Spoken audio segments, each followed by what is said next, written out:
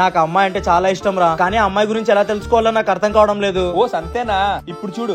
ఓ సుంకలమ్మ, యాడికి వెళ్తున్నావు? హలో, నా పేరు సుంకలమ్మ కాదు, సిరి. రే మావ, అడ్రస్ అడుగురా. నువ్వు తనే కదా చెత్తకుండి దగ్గర ఉంటావు. నేను చెత్తకుండి దగ్గర ఉంటానా? నా ఇల్లు ఎక్కడో తెలుసా మీకు? Jubilee hills, road number 40.